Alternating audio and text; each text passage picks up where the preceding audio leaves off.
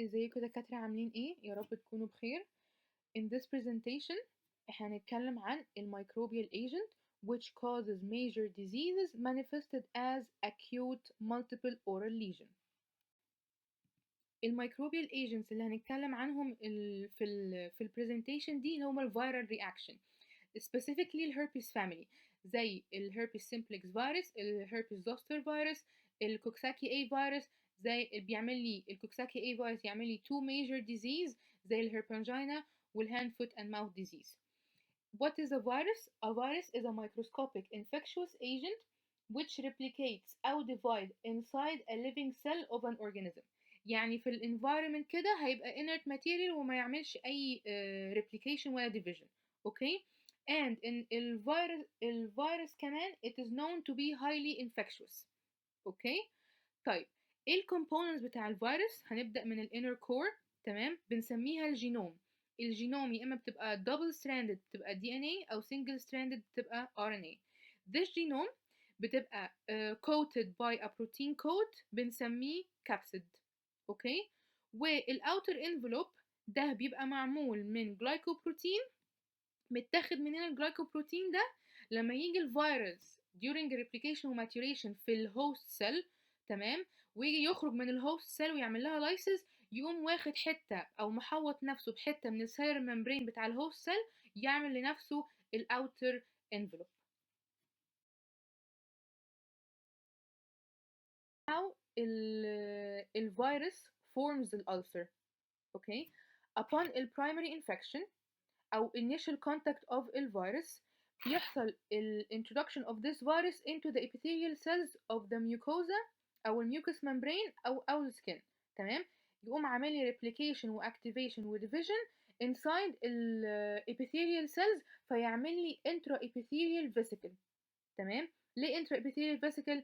لأن الفيروس ده during replication هو it's infecting new cell for increasing أو multiplying أو increasing in number. اوكي، فالابيثيليال سيلز نفسها بتقوم يعني due to lysis او due to their death بتبعد عن بعضها وتقوم عامله intraepithelial vesicle، والintraepithelial vesicle دي بتبقى جواها exudate وinflammatory cells وvirally infected cells. طيب هي اسمها intraepithelial، تمام، يعني معناها الفيسيكل دي السيرفيس او الممبرين بتاعها هيبقى thin، فسواء هي موجودة extra oral أو intra oral it's gonna be easily it's going to easily rupture. تمام، upon manipulation أو friction. okay. طيب rupturing of the vesicle it would give rise to an ulcer. بنسمي الألسر ده secondary ulcer. ليه secondary ulcer؟ هو ما حصلش أول لما الفيروس دخل الابيثيليال سيلز عمل لي ulcer، لا، هو عمل vesicle الأول، it is preceded by vesicle and then an ulcer is formed. اوكي، ايه الفيروس الهربس فيروس انفكشن؟ زي ما قلنا herpes simplex فيروس 1 and 2 والفاريسيلا زوستر والكوكساكي اي فيروس. طيب زي ما قلنا ان في جزء او مجموعة من الفيروس هتعمل لي initial contact مع الابيثيليال cells وتعمل infection. حلو كده. other group of these virus هيقوم عامل لي ايه؟ ال travels along ال sensory neuron، تمام، بتاع ال nerves، تمام، and establish a chronic latent infection of the sensory ganglia of this neuron that he travels along. اوكي، طيب ساعتها البيشنت ده ايه اللي هيحصل؟ عنده primary infection ودي فيها manifestation.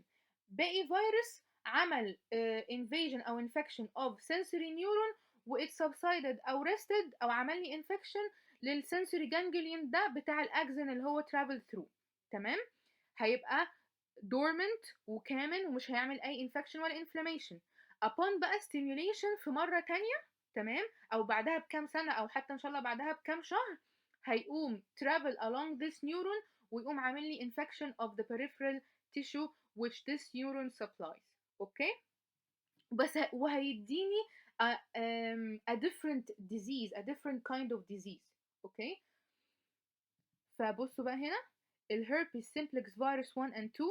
الهربس سيمبلكس فيروس 1 بيعمل infection للupper of the upper part of the waist، والهربس سيمبلكس فيروس 2 بيعمل infection للlower أو below the waist. البرايمري انفكشن زي ما قلنا اللي هو او الانيشال كونتاكت مع الفيروس عمل لي acute herpetic gingivostomatitis. السكندري انفكشن اللي هو بعد الليتنسي وحصل reactivation او stimulation of the virus هيعمل لي new disease اللي هو اسمهم recurrent herpes labialis و recurrent intraoral herpes. الهرباتيك ويتلو ممكن يظهر سواء في السكندري انفكشن او البرايمري انفكشن. اوكي. تاني نوع اللي هو الفاريسيلا زوستر، نفس الكلام primary infection هيديني chicken pox، secondary infection أو upon reactivation هيديني ال herpes zoster of trigeminal nerve، وهيديني حاجة تانية اسمها رامسي هانت syndrome ده بتاع الفيشل nerve. تالت نوع ليهم بقى اللي هو الكوكساكي فيروس A infection، تمام، بيديني two major disease زي ال hand foot and mouth disease والهربانجينا.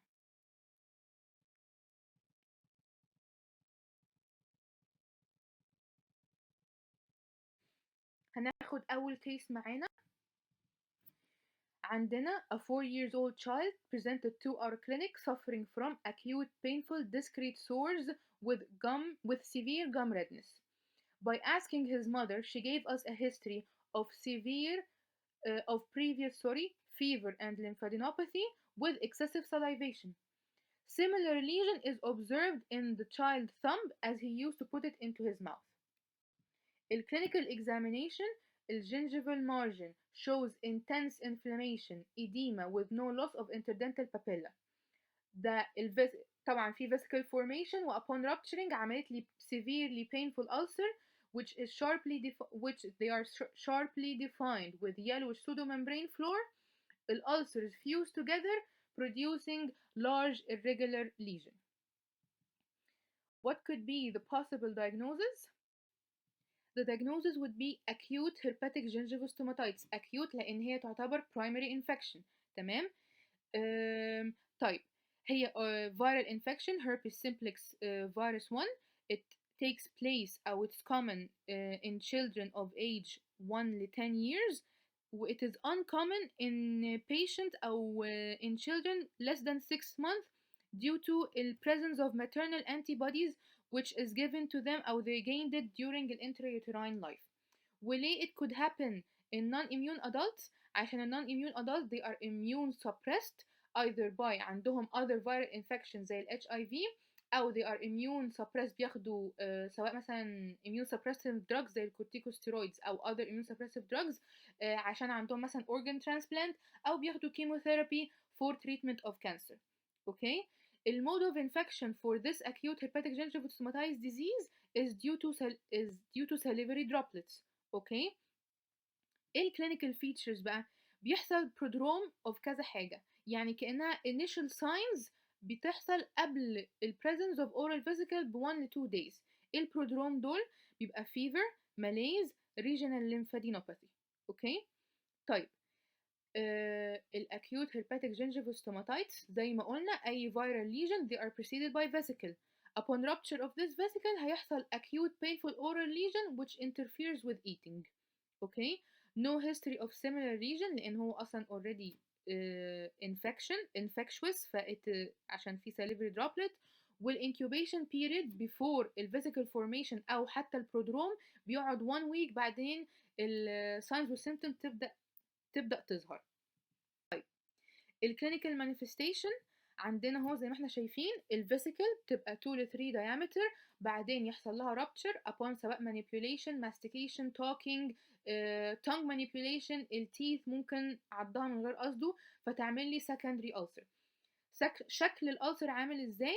بيبقى circular, sharply defined with shallow with yellowish grayish floor. تمام. ورد erythematous halo حواليها. اوكي. والألسر it is extremely painful.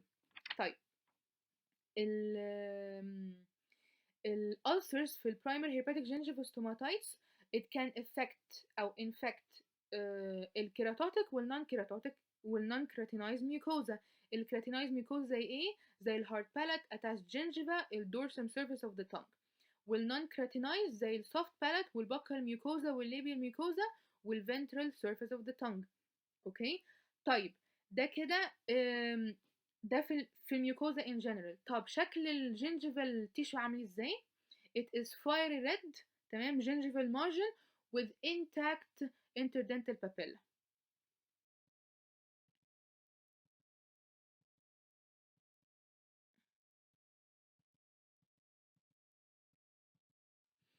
How to treat بقى ال primary herpetic gingivostomatitis؟ أول حاجة it is self-limiting. It resolves on its own within a week to 10 days. Okay? طيب self-limiting it doesn't actually need أي لو هو self-limiting doesn't need actually أي drugs, antiviral drugs. So هنعمل له حاجة اسمها supportive measure which constitute of bed rest, fluid intake, analgesic و antipyretic. analgesic عشان البين فانا عايزه اخفف البين ده، وانتي بايراتيك عشان الفيفر فهديله باراسيتامول. حلو. وتوبيكال انتيسبتيك زي كلوركسيدين ماوث ووش to gurgle with it عشان امنع اي secondary infection، لان الديزيز ده it is a primary viral infection. secondary infection ممكن due to مثلا يحصل بكتيريا انفكشن او فانجل انفكشن. اوكي. طيب لو البيشنت ده عنده severe herpetic lesion او عنده low immunity زي in adult patient، اوكي، هضطر اديله a potent antiviral drug اسمه سايكلوفير. ده بيبقى oral tablet. الانتيفيرال drug ده ايه الفانكشن بتاعته؟ it inhibit ال DNA viral replication with no effect on ال non-infectious او ال normal cells. اوكي. الدوز لو هديه الادلت اللي هو الاميون كومبرومايز ادلت بديله 200 مللي جرامز 5 times a day for 5 days. اوكي. in children اللي هم في السيفير هيرباتيك ليجن بديله 100 مللي جرامز 5 times a day for 5 days. herpetic whitlow it takes place في primary وال secondary herpetic lesion. الانفكشن of the finger upon direct contact with virally contaminated secretion أو fluid أو الherpetic أو manipulation of الherpetic lesion. اوكي. الكلينيكال feature بتاع الherpetic whitlow it begins as itching و tingling sensation أو pain of the affected nerve and then vesicle formation. Okay, a patient that are susceptible to this infection, it could be the patient himself by thumb sucking or manipulation of the herpetic lesion, as we said before. A mother, due to applying anti-herpetic drugs to the child lesions without wearing gloves or any cotton applicator. Of course, it's seen among the dental staff which manipulate the oral mucosa or oral lesions without wearing any gloves. So as a prophylaxis we should wear gloves أو medical staff should wear gloves. mothers during application should wear gloves or at least use a cotton applicator. The patient should be instructed, and if the patient is young, the mother should be concerned that he would not apply or place his finger onto the herpetic lesion. Okay. And no treatment is required as the herpetic whitlow is self-limiting within 2 to 3 weeks. A recurrent herpes simplex lesion, it's as a result of reactivation not a reinfection of a latent virus. latent virus ده بيبقى موجود في nervous tissue. activation أو stimulation بيحصل إمتى؟ upon sun exposure أو severe sunburn, severe trauma, immune suppressant, emotional stress أو ممكن menstrual أو menstruation cycle. عبارة عن two major disease اللي هي recurrent herpes labialis و recurrent intraoral herpes.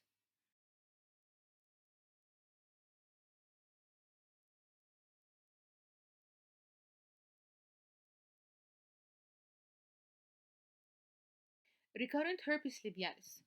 There's a prodrome of paresthesia, burning and itching sensation with erythema. After a couple of hours يحصل presence of formation of vesicles which cluster along the mucocutaneous junction of the lip. تمام. That extend onto the adjacent skin. There is a history of recurrence. It could recur every month, every few months, or every year. Okay.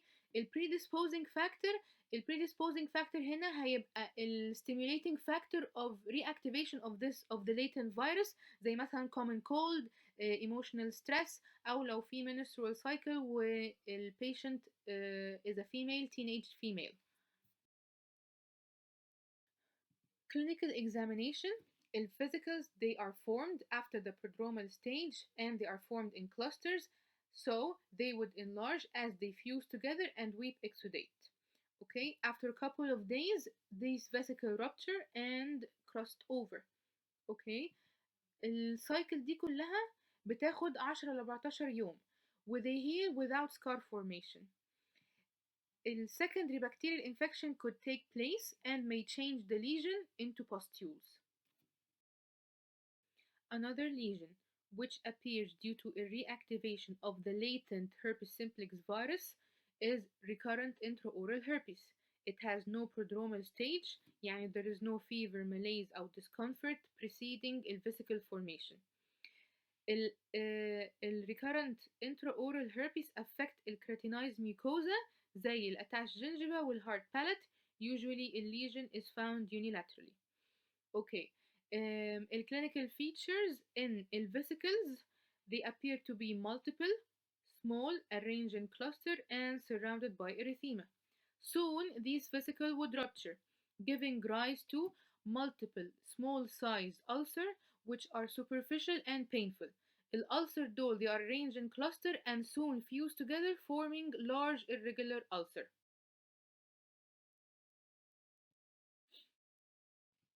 How to treat بقى ال recurrent herpes labialis و recurrent intraoral herpes.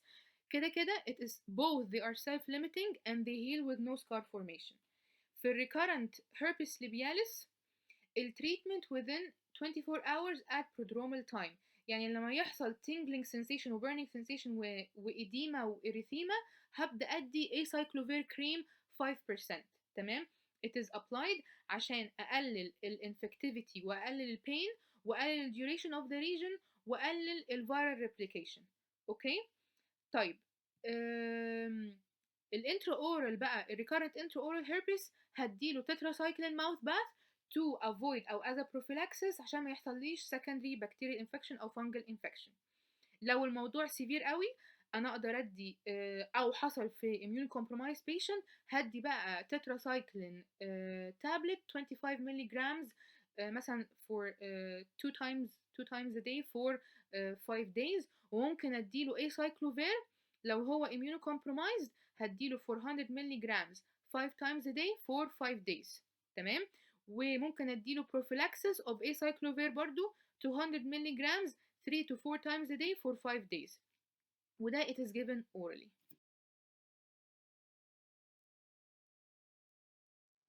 Our second case presentation, a 60-year-old male patient presented to our clinic having severely painful multiple ulcer on the right side of the tongue and the lower part of the face. It was of acute onset, but the patient gave history of recent stressful condition and large doses of corticosteroid intake, and the prodrome of fever and malaise. The patient also confirmed that he had chickenpox in childhood. Clinical examination. Intraorally, vesicles appear on one side of the oral mucosa and these soon rupture, leaving small, painful, shallow and round ulcers surrounded by erythema. Extraorally بيبقى unilateral linear, arranged in cluster and on erythematous base. Healing with scar formation occurs within 4 to 6 weeks. What could be the possible diagnosis? Primary Varecilla-Zoster lesion أو chickenpox ده يعتبر primary attack بتاع Varecilla-Zoster virus and it is self-limiting. الهيستوري بيجي في age 5 ل 10 years of age في children where it is characterized by prodromal stage, fever, malaise and lymphadenopathy. clinical examination أو clinical manifestation نبدأ بالskin lesion as it is acute وvesicular rash. تمام. It has a mixed appearance اللي هي maculopapular lesion. It is generalized pruritic eruption of maculopapular lesion that rapidly develop into vesicles on erythematous base بعدين بتتحول لpustules وcrust. يعني ايه maculopapular lesion او يعني ايه mixed appearance؟ يعني ما بتبقاش crust في يعني ما بتظهرش as a crust وما بتظهرش as a pustule. لا it gradually changes فعشان كده بنسميها mixed appearance. ومن اسمها maculopapular اهي بتبدأ في في الدايجرام اللي فيه four pictures beside each other. بتبدأ as a macule اللي هي discolored patch، تمام. بتبدأ as a macule، تمام. بعدين تتحول as a vesicle on erythematous base. بعدين الفيسيكل دي تتحول as a pustule برضو على erythematous base، والpustule دي ends up to be crusted. اوكي. والpruritic eruptions دي كلها بتبقى extremely itchy and disturbing للpatient. اوكي. السكين lesion بتبدأ من الترunk والفيس و it spreads to the center of the body. تمام كده. intraorally بقى ده الليجن الوحيد التشيكن بوكس او البرايمري فاريسيلا-زوستر الوحيد اللي الانتراورال فيسيكل when upon rupturing بتدي ulcer، والulcer ده بيكون painless وبيكون برضو multiple و small pinhead وزي ما قلنا painless و surrounded by erythematous halo و shallow. اوكي. وفي grayish pseudomembrane floor. اوكي.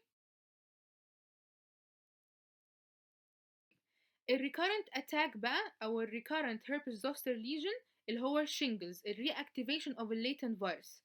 تمام. الشينجلز اللي هو الهربس-زوستر اوف الترايجيمينال نيرف. والنوع التاني، تمام، اللي هو الرامسي هانت سيندروم اللي هي special form of Herpes-Zoster of الفيشيال نيرف. طيب زي ما قلنا اللي هو الشينجلز او الهربس-Zoster of trigeminal nerve the recurrence of the Varecilla-Zoster virus infection which occurs typically in elderly. تمام. ليه in elderly او especially immune compromised patient، البيشنت اللي هم بياخدوا chemotherapy for treatment of cancer او immunosuppressive drugs لو عندهم او عاملين organ transplantation. ممكن يجي في الchildren. امتى في الchildren؟ لو الchild ده جاله previous attack of chickenpox. ده اول نوع. تاني نوع او تاني يعني stage او phase ان مثلا المother had a chickenpox during pregnancy فالnewborn would have congenital varicella syndrome. تمام كده. that's in children. اوكي. البين في الهربس-زوستر of trigeminal nerve بيبقى اسمه post herpetic neuralgia أو herpetic neuralgia. البين ده can precede الراش أو can happen at the same time with the presence of the rash أو can happen after the resolution of the rash. أوكي. فبنسميه ساعتها after resolution post herpetic neuralgia. أوكي. وماليز و discomfort أو fever as a prodromal stage. السكين lesion accompanies the oral lesion. تمام. lesions are localized to one side absolutely unilateral. They do not أو they never cross the midline. ليه they never cross the midline؟ عشان الانفكشن حصلت within the distribution of any of the division of the trigeminal nerve. زي ما قلنا لما الفيروس يحصل له latency و subside في السنسوري جانجليا، السنسوري جانجليا الانفكتد دي هتعمل انفكشن للسوفت تيشو او للاورجن اللي هي السبلاينج. تمام. فعشان كده it doesn't cross the midline. ادي عندنا صور عن الهربس-زوستر of الترايجيمينال نيرف في ophthalmic division وماكسيلري نيرف ومانديبولار. تمام. يبقى الماكسيلري نيرف affecting extraoral lateral side of the nose. تمام. عامل extraoral vesicles وintraorally it would affect the hard palate والsoft palate و it would affect the upper vestibule. المانديبولار نيرف affecting الtongue والlower vestibule. تمام. والليبيال ميوكوزا واللب والاكسترا اورالي الشن. طبعا نفس الموضوع بيبقى برضو بيبدأ بفيسيكال فورميشن، بعدين الفيسيكال دي بيحصل لها rupturing تعمل لي ulceration and it never crosses الميدلاين. وزي ما انتم شايفين it is linear و band like. اوكي. linear يعني straight line and band like يعني عاملة زي الحزام محددة ما بين الجزء اليمين والشمال. اوكي. ادي الاوفثالميك نيرف it affects السكالب والفورهيد و it affects upper eyelid و it can affect الكورنيا تعمل لي corneal ulceration وتعمل لي blindness. التريتمنت بتاع الشينجلز او الهربس-زوستر of trigeminal nerve في المايلد cases بدي symptomatic therapy زي sedation و potent analgesic to control the pain. بدي 5% acyclovir cream for the eye and skin lesion وبدي 0.2% chlorhexidine mouth bath to avoid secondary infection. In severe cases بدي oral acyclovir 800 mg oral tablet 5 times a day for 7 to 10 days. وفور ال post herpetic neuralgia in all patient بدي systemic steroids وال acyclovir برضو. ايه الكومبليكيشن بتاع الزوستر؟ تمام، الكومبليكيشن هي زي ما قلنا البوست هيرباتيك نيورالجيا. ايه البوست هيرباتيك نيورالجيا ده؟ هي حاجه اسمها نيوروباثيا. يعني ايه؟ يعني damage او dysfunction of the peripheral nervous system. الدمج او dysfunction of the peripheral nervous system due to fibrosis و inflammation of the affected nerve من ال viral infection. اوكي، it is extremely painful. زي ما قلنا قبل كده ال pain ده كان precedes ال vesicle formation, happen at the same time with the vesicle formation, happens after resolution of ال vesicle. تمام. It happens طبعا in old age اللي هو especially immunocompromised, و it is treated by narcotic analgesic which such as morphine, وممكن نديهم anticonvulsant زي الكاربامازيبين. اوكي، الكاربامازيبين it is used to decrease the electric activity of the brain. فممكن ان انا استخدمه او it would be beneficial يعني انا استخدمه في neuropathic pain. تمام. The reactivation of the herpes zoster will give rise to a syndrome or another disease اللي هو Ramsay-Hunt syndrome.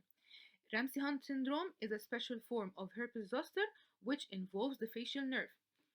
ازاي؟ through infection of the geniculate ganglion. What is the geniculate ganglion?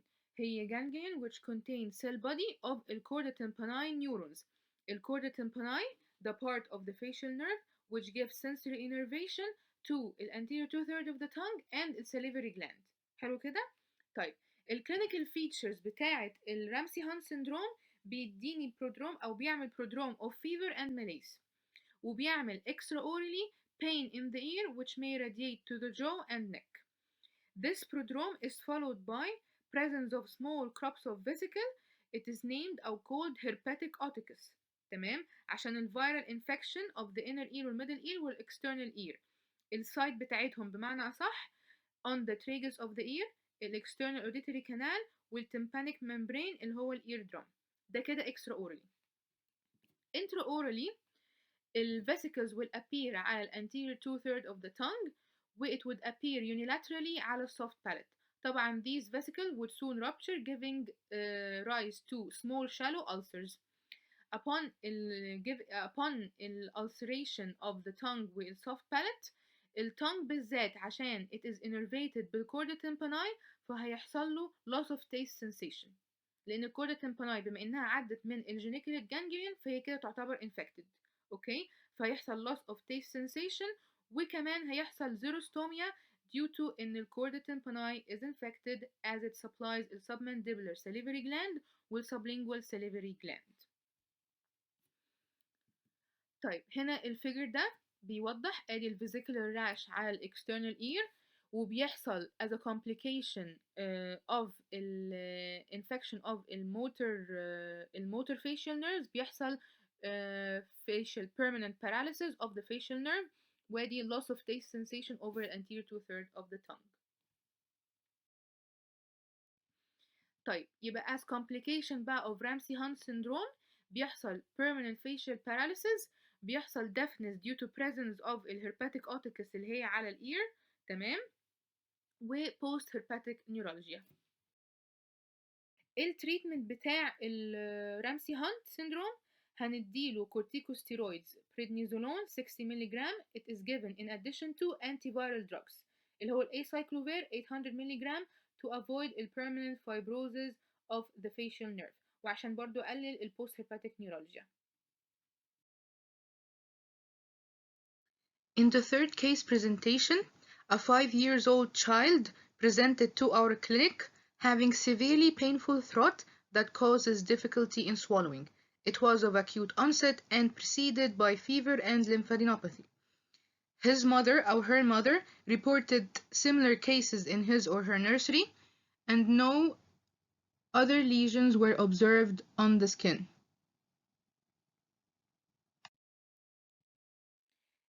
Upon clinical examination, extremely painful and shallow, predominantly on the tonsils, soft palate, and uvula.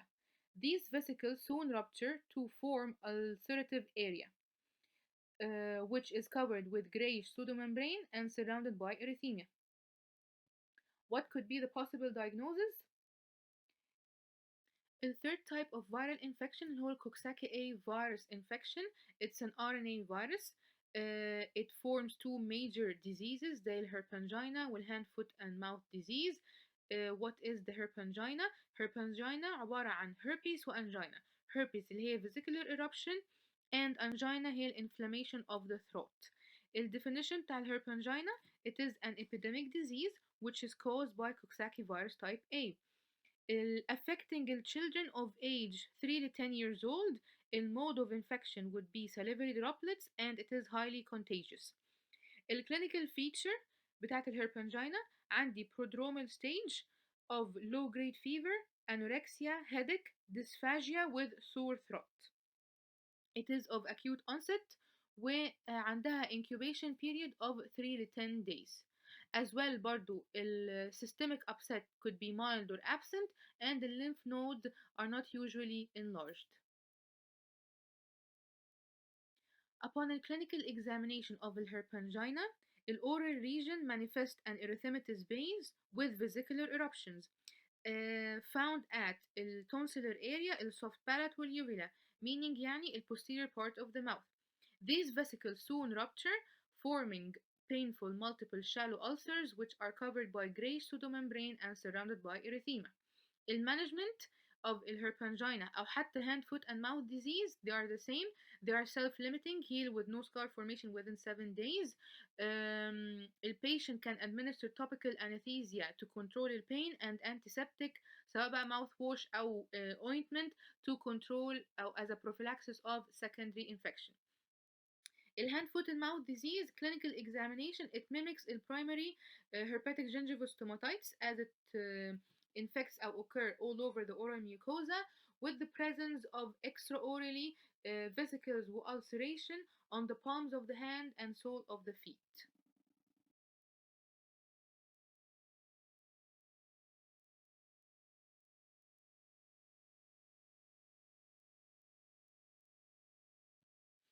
ادي الهربنجينا وادي الهاند and foot and mouth disease. زي ما قلنا ممكن يحصل ادي دي old patient، ممكن يحصل في other age groups.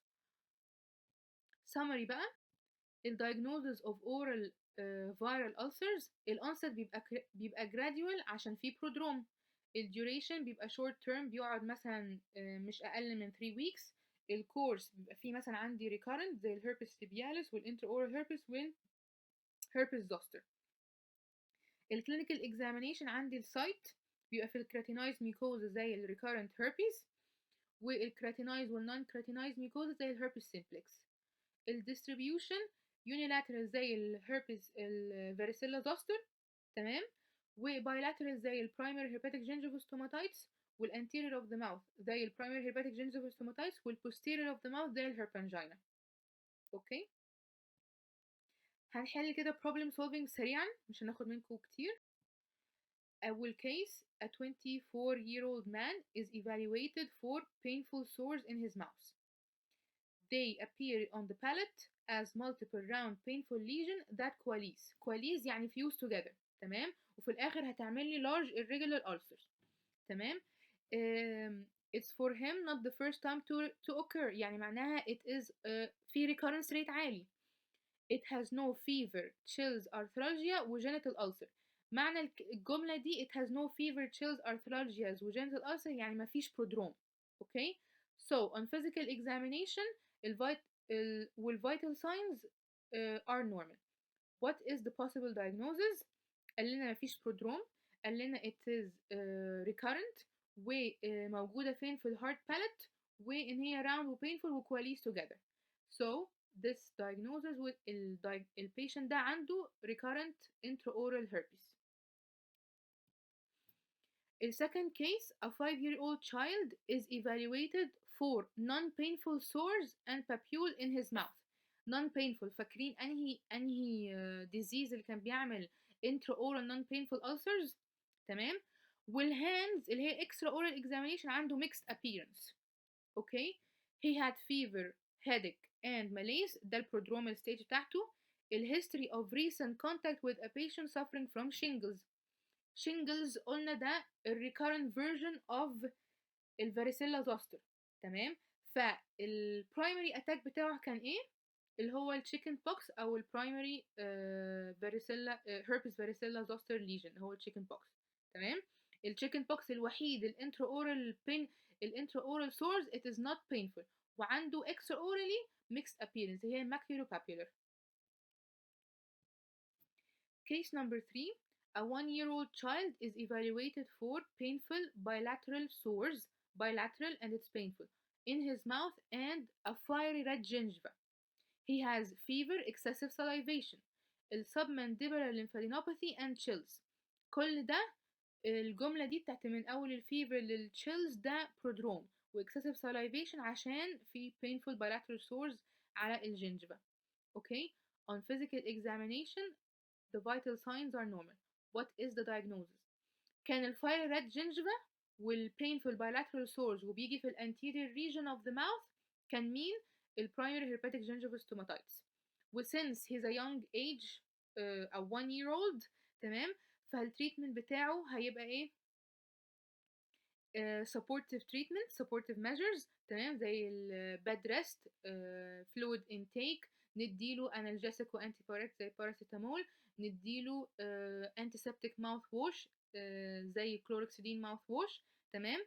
لو الليجن دي excessive او الهرباتيك ليجن دي severe ساعتها ممكن نديله acyclovir oral. تمام. وهندي الدوز بتاعت اليونج ايج تمام اللي هي هتبقى 100 ملغ 5 times a day for 5 days. طيب case 4 ودي آخر case. A 3-year-old woman is evaluated for crop of vesicle on erythematous base on her upper lip. تمام. زي ما موجود في illustrative diagram موجود ما بين junction of mucocutaneous junction بتاع اللب والskin والadjacent skin. تمام.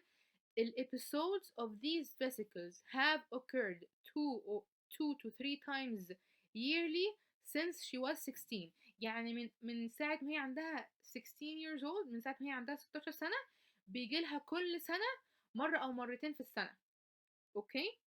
طيب she has had no fevers or chills. تمام. on physical examination the vital signs are normal. هو قالك في كوربس وقالك مكانها فين السايت على الupper lip وقالك إن هي في recurrence rate عالي high recurrence rate. تمام. since she was 16 years old يعني هيبقى فيه menstruation وهيبقى فيه emotional stress. ف what could be the possible diagnosis? recurrent herpes labialis. Thank you.